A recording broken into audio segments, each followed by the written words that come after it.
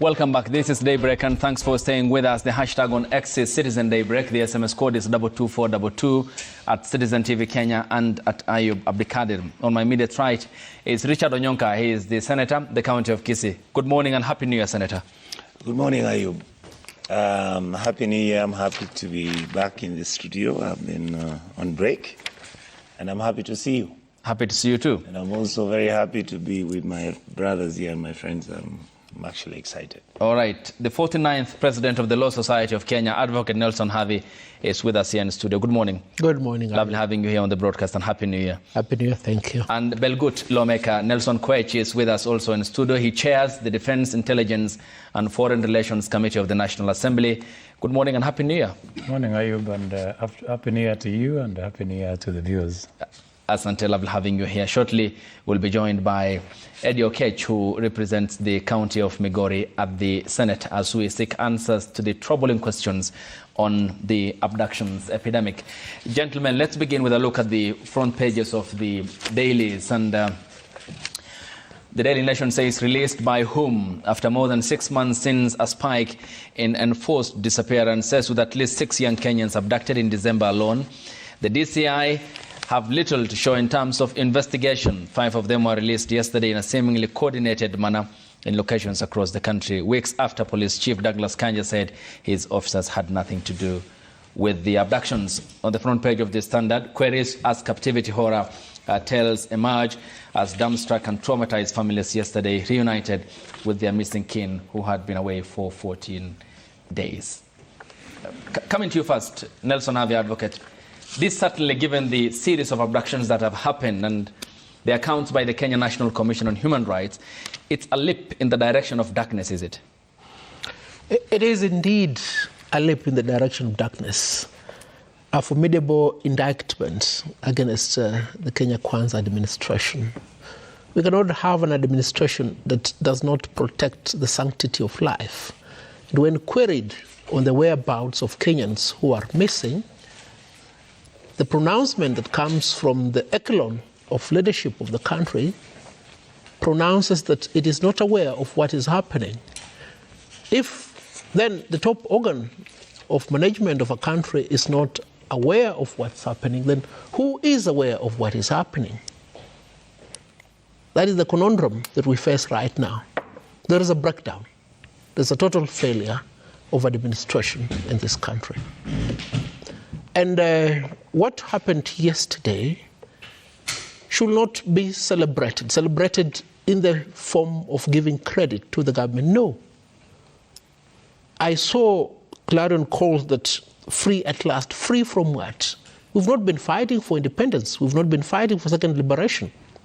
We have a working constitution with a Bill of Rights that guarantees the sanctity of life, the safety of all individuals. We should never celebrate this nonsense because they ought not to have been abducted in the first place.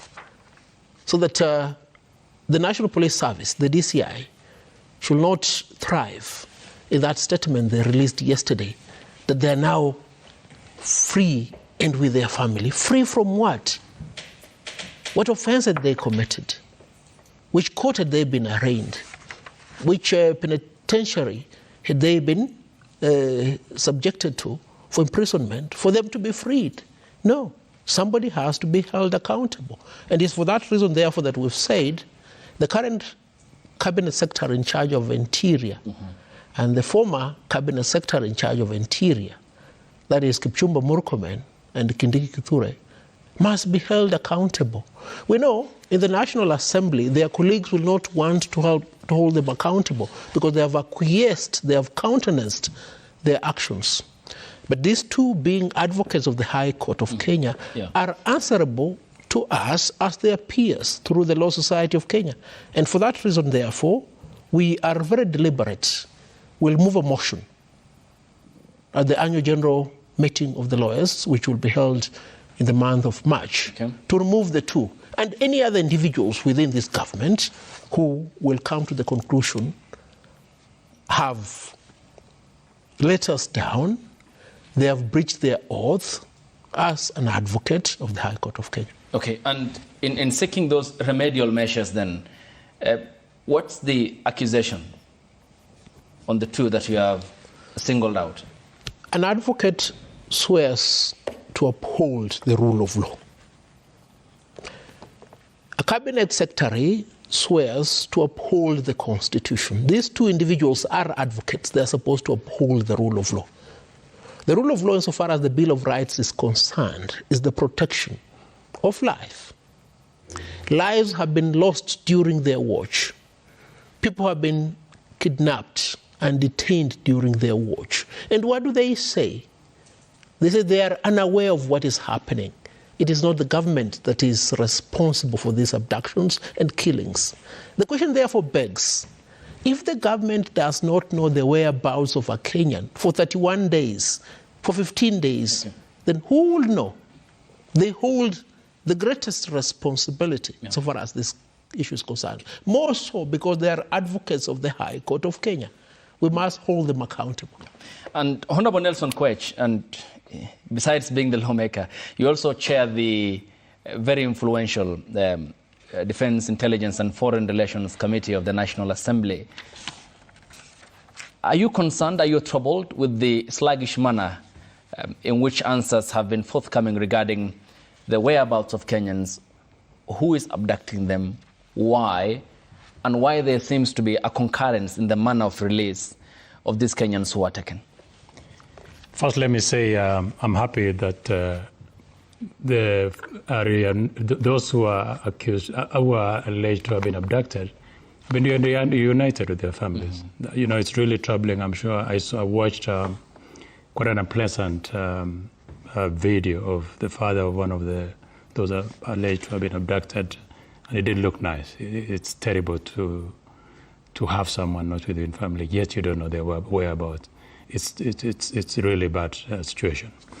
But my question this morning will be quite different. I want to run away from the very populist comments that people are making, and let us face the reality. Mm-hmm.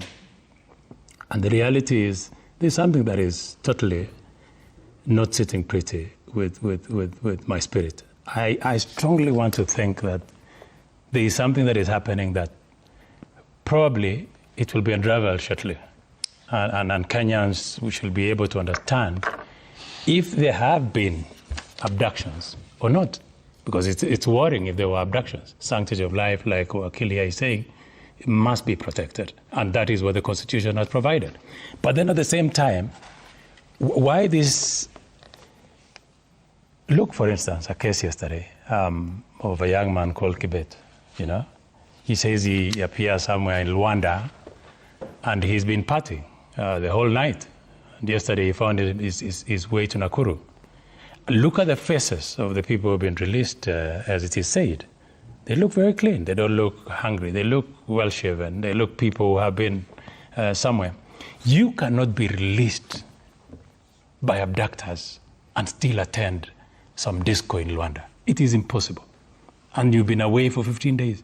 And you still look clean. And you know, you still look comfortable to go and dance a night away. Let us be very honest with the people of this country. Someone is playing a game. It looks to me that someone was staging an act to trigger a series of events, to trigger a series of activities. In my view, and I really hold, and even in my committee, I think it is our responsibility as members of parliament to invite the ministers to shed light on what is happening. But even before we do that, I want to call upon the Director of Criminal Investigation to go further, invite these young men who were released yesterday. Okay, they're already and do interrogation to find out exactly what happened. And if it is possible, do it public, and so that we know what has happened. Okay. The National Police Service yesterday released a statement saying that they will record statement. They did so. Are you alleging then that those 5 Kenyans were not abducted? No. All I'm saying is that let us not politicize issues. It is very easy to politicize issues. I saw the media, actually, very responsibly, having someone, an engineer who lost his life, Rob Bomet, is yet to be buried, you know, saying he's part of the team that was abducted. Later, the family issued a statement to say, no, our son has nothing to do with abductions. Our son, in fact, is not political and has not been online and is not an activist. So please disassociate our family and the abduction issue and just leave us mourn in peace. And media did not even take time to call the family to verify what really happened with that young man, engineer. They didn't. All they did was because it is very popular and it is news and breaking news to just say someone has been abducted by the government or by state agent actors, security actors. It is easy to say that. But we must be responsible as a nation. Yeah, we must, nation as a media as well, yeah. We must be responsible. Let's not be sensational. Of course, let us, my issue is this, Ayub, and if you allow me. I'm not saying that they were not abducted. Yeah, responsibility lies somewhere. Absolutely. We did report that the missing case of the gentleman you have talked about. And when you talk about the responsibility, the sanctity of human life is the sole mandate and responsibility of the government of Kenya at any given time. To protect Koech, to protect Harvey, to protect Senator Onyonka and I.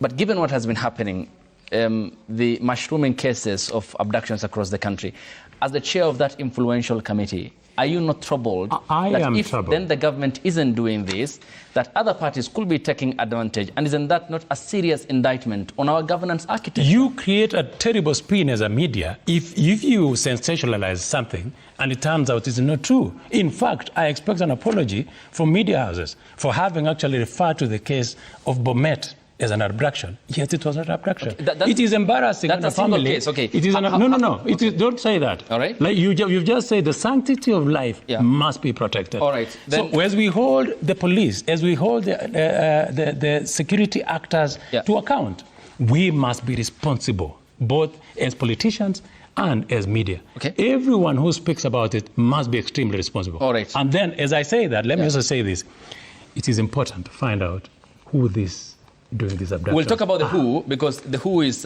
an entirely another question which is very key. Senator Onyonka, I'll come to you. What was then sensational, Honorable Koech, about reporting on Peter Muteti, Billy Mwangi, Ronnie Kiplagat, and Bernard Kavuli? I look at, and I have said it, and I have my points on why I've said it. I mean, if you look at the cases of where the allegations that have been made before, and no, we all live in this country. You cannot be abducted and you still are released in the morning and still are able to attend a disco. It is impossible. Then it means, how do you party when you've been as claimed you've been abducted? Where do you get the energy? How do you look so clean shaven, still have money, still go and afford a beer, still dance with girls? To me, I'm not saying they were not abducted. I am saying there is something terribly wrong. There's something that does not connect. So you don't discount there's something amiss. I'm not discounting. Okay. I'm saying there's something terribly amiss. But then, and I'm saying, let us be responsible. Yeah. Let's not politicize it. No, there's nothing political about it. There's everything. Politicians have used it. Politicians have used it. Yes, Honorable Onyonka, I'll come to you. Once again, I'm just traumatized to sit here and listen to my brother say what he's saying. His party leader, the president, announced himself. He said, I've heard about abductions and I'll make sure I stop them. The partner in the KK government, ODM team, our Mzee Raila, pronounced himself. He said, stop this nonsense. All right? Many other people, church leaders, have pronounced themselves on these abductions. We have seen families who have been issuing public statements through the media and everywhere. Even when my brother may try and trivialize that there could be a case, and I guess that's the case he picked. There have been several people who've been abducted, violated. There are people who've been killed because of bad manners as usual. And our job as politicians is to try and sanitize what the state does because of whatever interest we may have. I even see, Ayub, if you look at the Daily Nation, I think it's page 12, where somebody's saying, free speech calls for personal responsibility. What are you saying? If you feel I've broken the law, arrest me, take me, charge me, Senator Eddy, and let me get a lawyer, protect my Miranda rights. Let's go and sort it out in court. This is a state that believes in the rule of law. And the moment we start to degenerate ourselves as if we are just one of these narco republics in Latin America where drug dealers are just going out to pick children and women and violating their rights because of the tough wars that are taking place, we are talking about Kenya is a constitutional republic. We have a constitution that took close to 40 years. Our rights are protected. And everybody understands that the president has to be respected because the presidency has even nothing to do with the individual in that office. We understand that. Most Kenyans do. Even these kids who are being violated, they do. What many of us are saying, Ayub, is very simple. And this is a position that my brother Javi has taken, and I'm like, Jesus, at least some adults are in the room. Do not unilaterally violate my rights by justifying that you think I've broken the law. Use the standard which is acceptable to me because I understood the risk I took by criticizing the head of state. Okay. But do not take the power that we have basically given you and start violating the rights of Kenyans and begin to mismanage our country. All we are saying is many of us are not anti-government. Many of us are not against President William Ruto. What we are saying is, boss, just govern.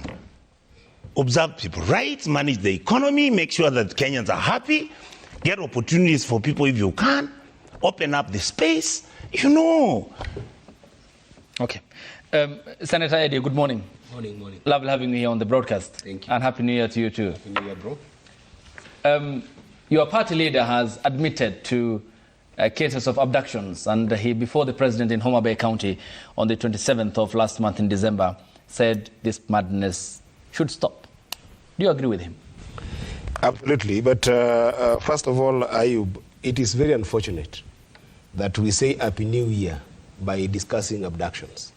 Because as a country and as a mature democracy, this is something that should be way behind us. The idea that if you have got dissenting voices of any nature in government or outside the government as a population, then we can start seeing cases of abduction.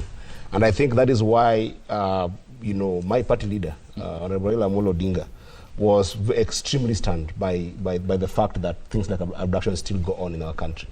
Today, as we wake up today, I was just trying to scan across the country.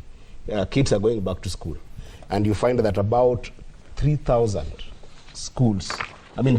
classrooms need to be built so that our kids can be able to have a roof on top of themselves as they study. If you were to take that and extrapolate it into let's say even 50 kids per classroom, that is about 150 kids that will not have classrooms as we start the year. 150,000? 150,000, I mean, that will start schooling without proper classrooms.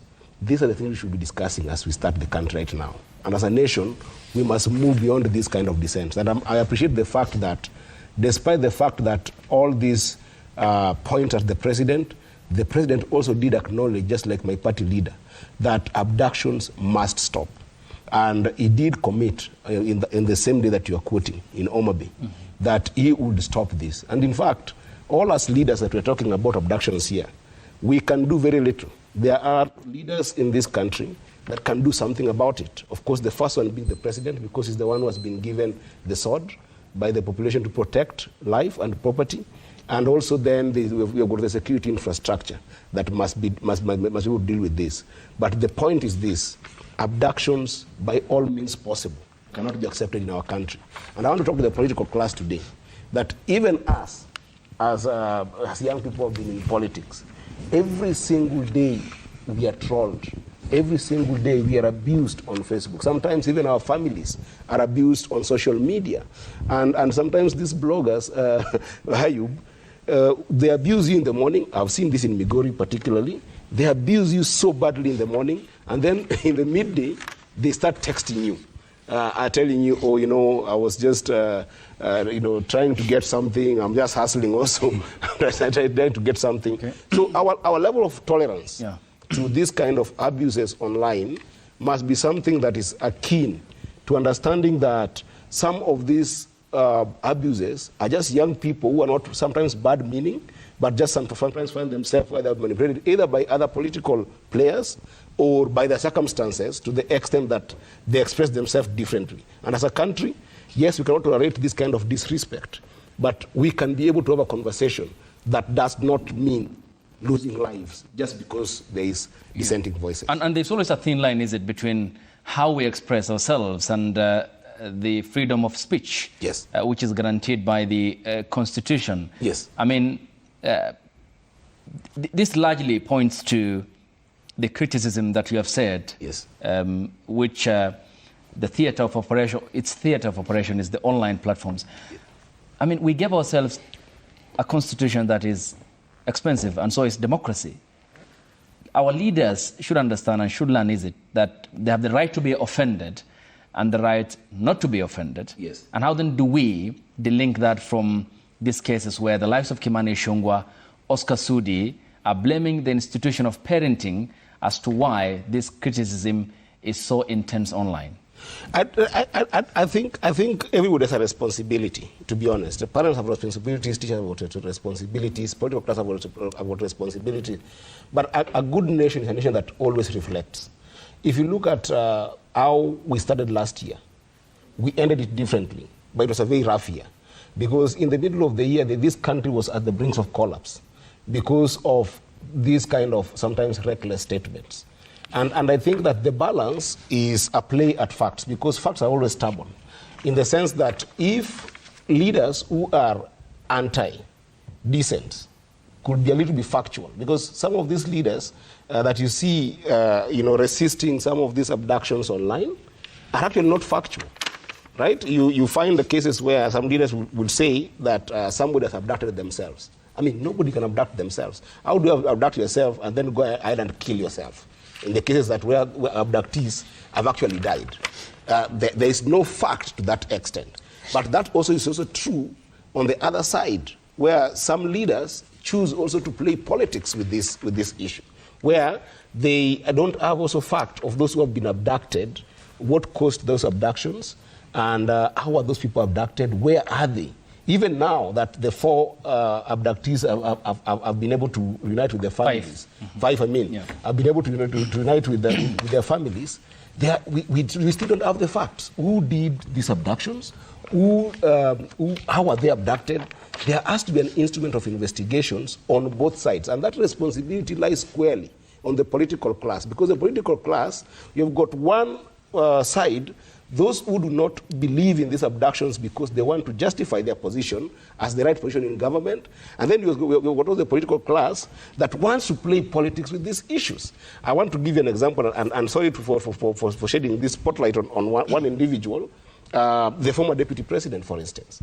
I've seen him talk very vehemently about abduction, but I see a lot of insincerity, because the same person who wants to be the face of human rights fight on these abductions is the same person that when he was the deputy president, when people were being killed in Kisumu, when people were being killed in Migori, I lost people that I know personally that were killed by police. They were not on the streets. Police would go to their houses and torture them, and you'll see mothers putting testimonies. And when we went to take those bodies, the same former deputy president said that these were bodies that were taken from the mortuary, and they were real. So I want to caution even those who are in government now that do not deny these abductions. They are real, and the way the president said that will stop them, work at stopping them, but do not deny them. But those who are also fighting against these abductions should not make it a theater of politics, because then you become insincere and make it impossible to deal with issues of human rights. All right. And Council Harvey, when the president said we will end these abductions, Mechi had knowledge of what was happening. Look, Ayub, you are the president. As Harry Truman says, the buck stops here. Ideally, the president doesn't sleep. He just goes on screensaver mode. He has a repository of intelligence. So the president knows. And you can't stop anything that you are not in charge of. That is fact. And let us end this national demagogue competition that started in Bungoma where everybody was trying to pontificate to the president and say, there are no abductions. These people are being dramatic, they're abducting themselves. Of course, there are abductions. And if anything is to go by, yesterday and the day before yesterday, 2 bodies of individuals who had gone missing were discovered. So let's put an end to this subterfuge by my namesake, Nelson Koech, here, that we need to introspect and see that these allegations, what allegations? People have died. You come here and tell us this is not how an abducted person looks like. So you know how an abducted person looks like, isn't it? You've been abducting them. you know they ought not to look like this. Clean. So keep them for 10 days, let the uproar continue, measure and evaluate how much pressure there is coming, put them in a sterile environment, give them some water. We know, I always take a lot of water if I have to come here and I'm exhausted. So give them some water, take their phones, tweet that they have been in a disco matter. We know all these games, Nelson. Please, stop it. These are stupid games. You are a relatively intelligent person. Don't come and tell the people of Kenya that these individuals abducted themselves. How? And you, my friend and my senator, the other day I was in my farm, you overflew my farm on your way home. You're from Kilgoris. When you sit with the president there in Kilgoris, do you tell him that what he's doing is wrong? Do you tell him that it cannot be that he fails to understand that the buck stops with him? You understand? If I was with him, I will tell him. Because the days that he used to listen to me, I will tell him. Let's be candid. And it's nothing political. What is politics? Politics is the art of good governance. You understand? So when we raise these things, don't tell us not to politicize the issue. Coming back to you, Ayub. Yeah. You cannot stop that which shouldn't start. So the government was responsible for these abductions. Yeah. The government said it will stop the abductions.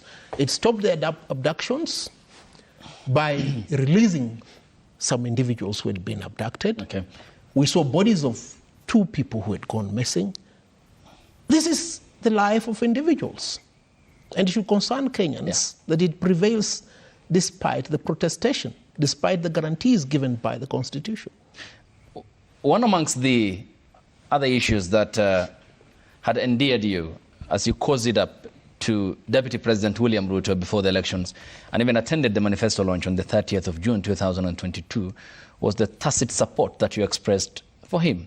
And this morning you are differently reading from a different hymn sheet. Are you licking your wounds this morning? No, I have no wounds to lick. He was rewarded. He's the chairman of RBA. And he was appointed by the president. In fact, looking at Avi, he's insincere. Can I say something? You cannot be serving in a government. Richard, this is so wonderful. Let me say it. Harvey, wait. Let me say. Let me again ask him the question. When we were sitting out there having coffee, yes, that is when I know that this is a man of integrity. He told me the fact that I've been given the chairmanship by the president doesn't mean I don't have to tell him the truth. So proceed. I didn't say that. Okay. So, Council, that's what he was implying. He talks to the president as well. That's what I'm saying. For you, the priority, Council, he talks to the human president. rights. I mean, all your legal. Ayub. Yes. On a bad day, the wind will blow and the anus of the chicken will be exposed. Let me now expose. The exposition starts here. This is the mentality of these people who I mistakenly thought had a functional agenda for the people of Kenya. They come here and say, we have rewarded you with an appointment to serve as chair of a parastatal. Me, rewarded? What are they talking about? I didn't say Listen, I was handpicked by Dr. William Samuel Ruto to ferociously fight the BBI. You understand? I'm not an individual that pontificates. I'm not an individual that panders. I don't look for favors. I do not need any. I made my bonds long time ago. I met these individuals at their behest and request. They asked me to come and rescue Oscar Sudi when he had been arrested and detained.